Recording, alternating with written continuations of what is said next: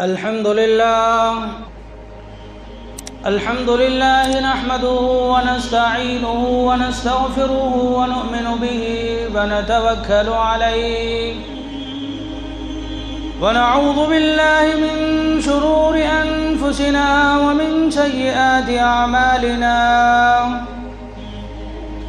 من يهده الله فلا مضل له ومن يضلله فلا هادي له ونشهد أن لا إله إلا الله وحده لا شريك له ونشهد أن سيدنا ومولانا محمدًا عبده ورسوله أما بعد قال الله تعالى في القرآن المجيد والفرقان الحميد أعوذ بالله من الشيطان الرجيم بسم الله الرحمن الرحيم واعتصموا بحبل الله جميعا ولا تفرقوا صدق الله العظيم وصدق رسوله النبي الكريم ونحن على ذلك لمن الشاهدين والشاكرين والحمد لله رب العالمين۔ محترم بزرگوں،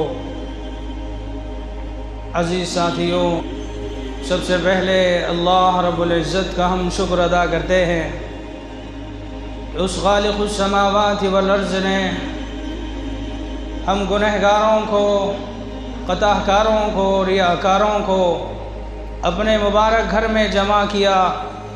دعا کرتے ہیں کہ اللہ موت تک ہم سب کو اپنے مبارک گھر میں حاضر ہونے کی اللہ توفیق عطا فرمائے۔ بزرگوں، قرآن کریم کی ایک آیت پڑھی گئی ہے، اللہ رب العزت فرماتے ہیں وَاعْتَصِمُوا بِحَبْلِ اللَّهِ، اے ایمان والو، اے لوگوں، اللہ کے رسی کو مضبوطی سے پکڑ لو، وَلَا تَفَرَّقُوا، اور تفریقہ بازی نہ کرو۔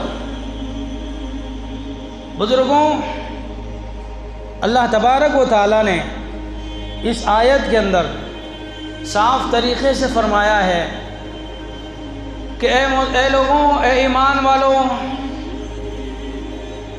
اپنے اندر اتحاد اور اتفاق کو باقی رکھو اور فرقہ بندی نہ کرو، گروپ بندی نہ کرو، اس لیے کہ اتحاد کے اندر اللہ تبارک و تعالیٰ نے طاقت رکھی ہے۔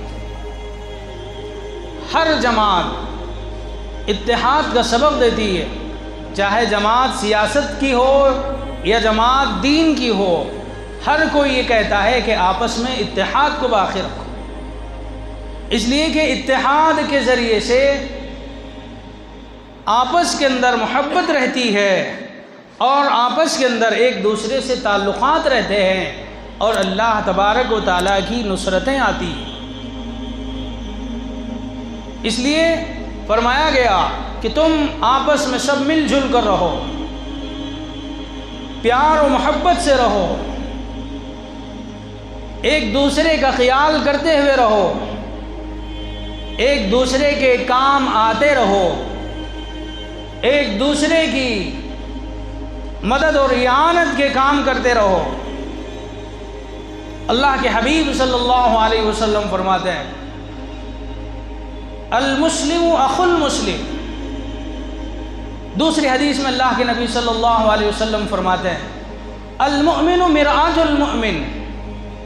پہلی حدیث میں اللہ کے نبی فرماتے ہیں کہ ایک مسلمان دوسرے مسلمان کا بھائی ہے۔ دوسری حدیث میں اللہ کے نبی صلی اللہ علیہ وسلم فرماتے ہیں ایک مسلمان دوسرے مسلمان کا آئینہ ہے، ایک جسم کے مانند ہیں سارے دنیا کے مسلمان۔ جب کسی کو تکلیف ہوتی ہے تو سارا جسم یعنی ساری دنیا کے مسلمان اس کی تکلیف کو محسوس کریں۔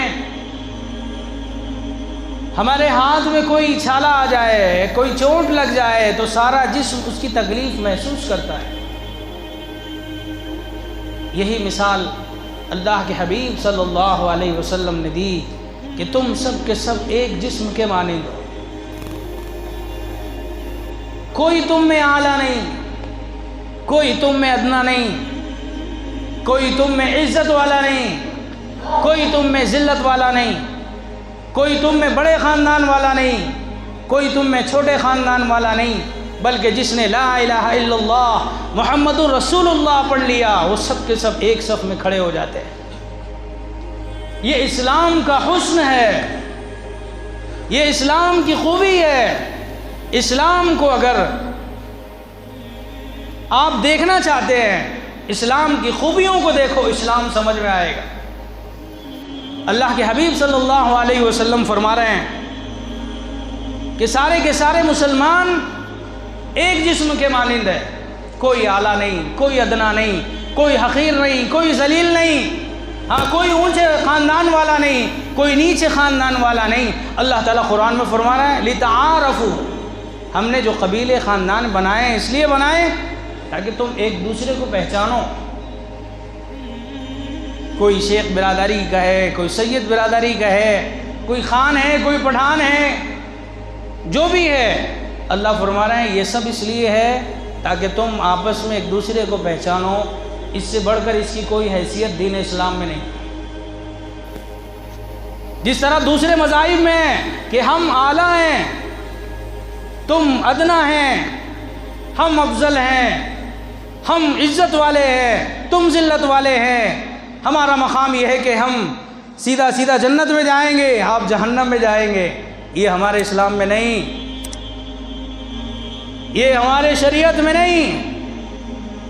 اللہ کے نبی فرماتے ہیں تم بھائی ہو، سب کے سب ایک ہی ہو، ایک ماں باپ کی اولاد ہو، تمہارے رگوں میں دوڑنے والا خون بھی ایک ہے، تمہارا اٹھنا بھی ایک ہے، بیٹھنا بھی ایک ہے، نماز بھی ایک ہے، قرآن بھی ایک ہے، شریعت بھی ایک ہے، مسجد بھی ایک ہے، امام بھی ایک ہے، ایک امام کے پیچھے ایک صف میں تم کھڑے ہوتے ہو، پھر تم میں کون اعلیٰ کون ادنا۔ یہ خوبی ہے اسلام کی، یہ حسن ہے اسلام کا، یہ حسن اسلام کے علاوہ دوسرے مذاہب میں دیکھنے کو نہیں ملے گا۔ جو کلمہ پڑھتا تھا، ایمان میں داخل ہوتا تھا، جو پہلے سے مسلمان ہے، اللہ کے نبی اس کو اور اس کو برابر رکھتے۔ کوئی بڑے خاندان والا، کوئی چھوٹے خاندان والا، آج ہمارے اندر بھی ادھر ادھر کے اثرات ہمارے معاشرے میں پڑ رہے ہیں،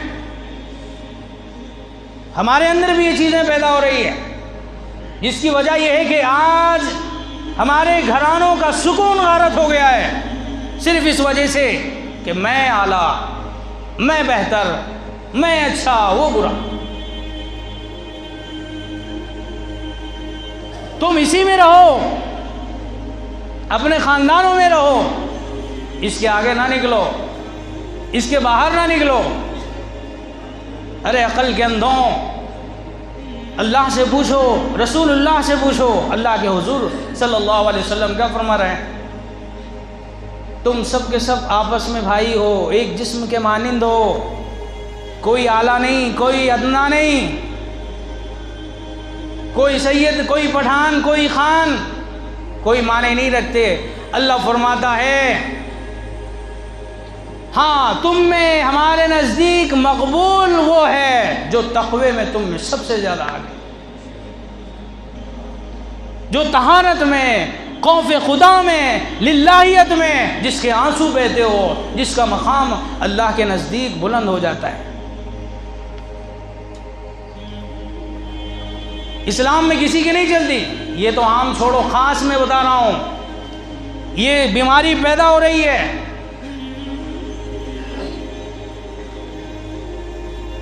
کہ یہ ہمارے قبیلے کا ہے، یہ ہمارے خاندان کا ہے، یہ ہمارا ہے، تو لا الہ الا اللہ محمد رسول اللہ جس نے پڑھا، اللہ تعالیٰ فرما رہے ہیں، اللہ کے حبیب فرما رہے ہیں تم سب برابر ہیں، کوئی فرق نہیں، ہمارا تمہارا کچھ نہیں۔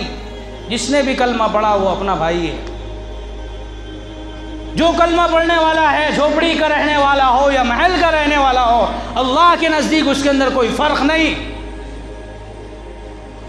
اگر فرق ہوتا تو پہلی صف بڑے لوگوں کے لیے خاص کر دی جاتی، آخری صف چھوٹے لوگوں کے لیے دی جاتی۔ وقت کا بادشاہ بھی اگر مسلمان آئے گا، اسے قریب اپنے غلام کے بازو کھڑے ہو کے نماز پڑھنا پڑے گا۔ یہ دین ہے، یہ شریعت ہے، یہ تعلیم ہے اللہ کے نبی صلی اللہ علیہ وسلم کی۔ تم اگر اللہ کے نزدیک مقام چاہتے ہو، تم اللہ کے نزدیک اگر مرتبہ چاہتے ہو، تم آخرت میں کامیاب ہونا چاہتے ہو، اللہ فرما رہے ہیں تمہیں تقوی اختیار کرنا پڑے گا۔ تم اعلیٰ ہو سکتے ہو قیامت میں، اللہ کی نگاہوں میں تمہیں پاکیزہ بننا پڑے گا، تمہارے دلوں میں خوف خدا پیدا ہونا پڑے گا، تمہارے آنسو اللہ کے خوف میں بہتے رہیں، تنہائیوں میں اٹھ کے اللہ کو منانے والے تم بنو، تمہارا مقام یقیناً اللہ کے نزدیک سب سے اعلیٰ ہوگا، سب سے افضل ہوگا۔ لیکن دنیا میں کچھ نہیں، دنیا میں سب برابر ہے، دنیا میں کوئی اعلیٰ نہیں، کوئی افضل نہیں، کوئی ادنا نہیں، کوئی حقیر نہیں، کوئی عزیز نہیں، بلکہ اللہ کے نزدیک وہ عزیز ہے جو تقوی جس کا سب سے زیادہ، جو اللہ سے سب سے زیادہ ڈرنے والا ہو، وہ اللہ کو سب سے زیادہ محبوب ہے۔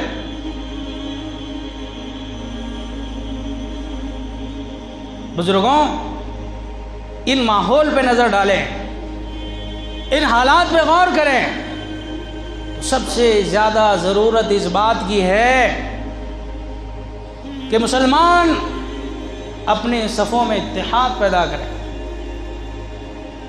اتفاق پیدا کریں، ایک دوسرے کے کام آنے والے بنیں، ایک دوسرے کی مدد کرنے والے بنیں، ایک دوسرے کا خیال رکھیں، ایک دوسرے کے کام آئیں۔ جو بھی کلمے والا ہے ہمارا بھائی ہے، ہماری ذمہ داری ہے ہم اس کا خیال رکھیں، اس کی جو ضرورت ہے، اللہ نے صاحب استطاعت بنایا، اس کی ضرورتوں میں کام آؤ، اس کے برے وقت میں اس کا ساتھ دو۔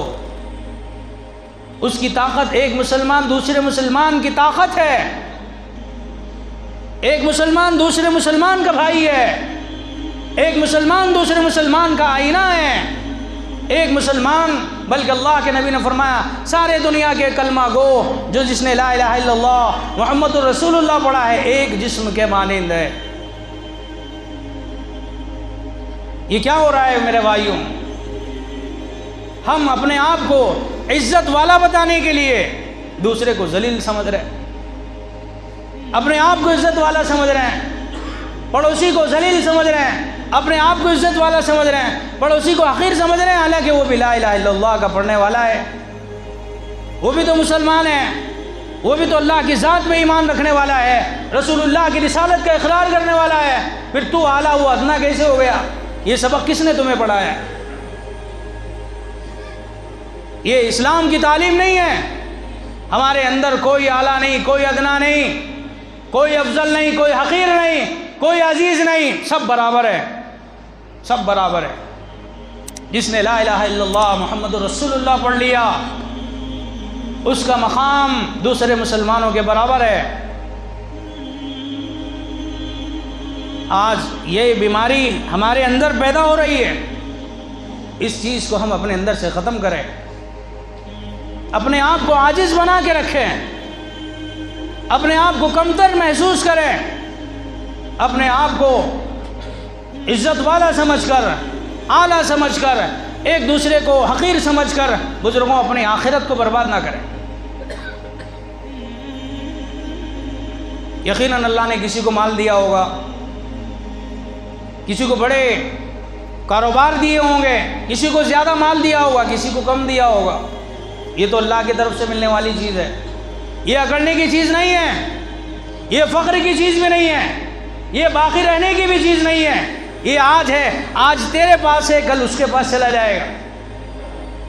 مال پہ اگر فخر ہے، گھمنڈ ہے، تو یوں سمجھ لو آج تیرے پاس ہے، کل اس کے پاس ہوگا، یہ ہمیشہ ایک کے پاس نہیں رہا، یہ ایک کے پاس رہنے کی چیز نہیں ہے، اور یہ فخر کی چیز بھی نہیں ہے، یہ تکبر کرنے کی چیز نہیں ہے۔ یاد رکھو حضرت عمر رضی اللہ تعالیٰ عنہ کا آخر وقت ہے، دنیا سے رخصت ہو رہے ہیں حضرت عمر، 22 لاکھ مربع میل پہ حضرت عمر نے اسلام کا جھنڈا گاڑا ہے، وہ عمر جس کے لیے اللہ کے نبی نے ہاتھ اٹھا کے دعا مانگی، اللہ عمر کو اسلام کی دولت دے تاکہ اسلام کو غلبہ نصیب ہو۔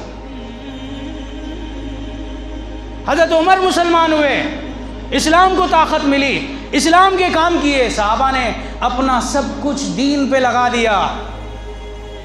ایک جگہ اللہ کے نبی نے اعلان کیا جس کے پاس جو ہے وہ لاؤ۔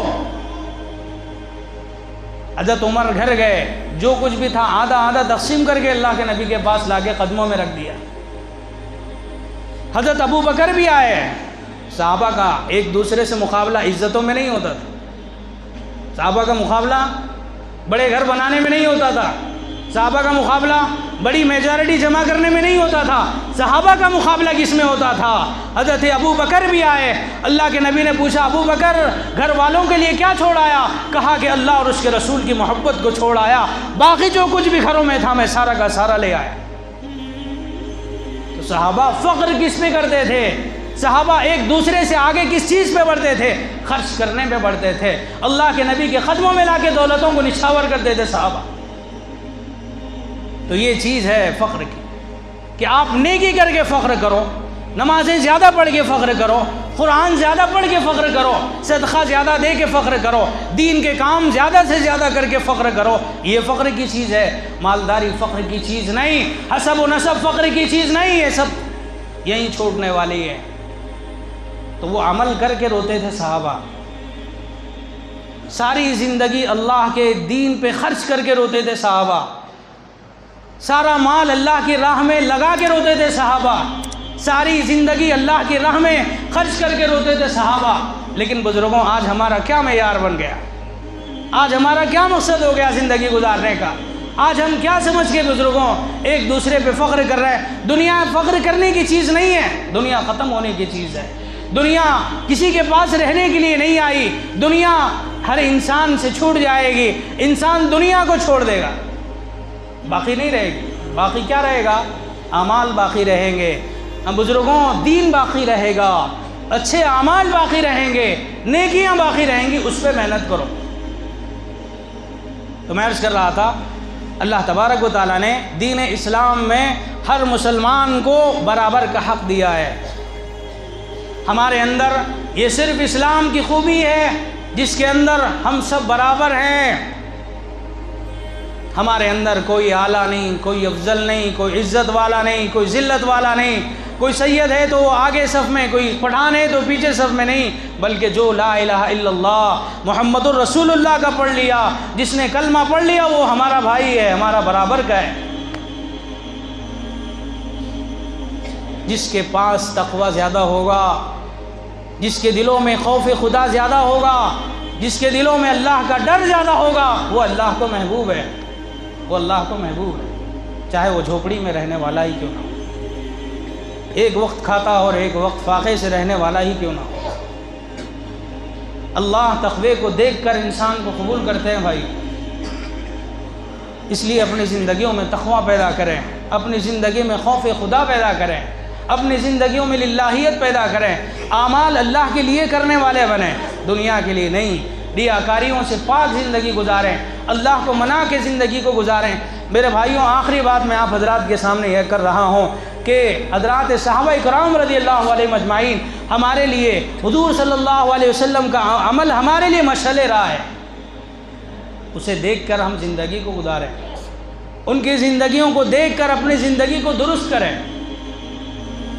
سب کچھ صحابہ رضی اللہ علیہ مجمعین نے دین پہ لگایا، دین کی محنت کرتے تھے صبح سے شام تک، ساری زندگی ساری عمر دین پہ کھپا دی صحابہ نے۔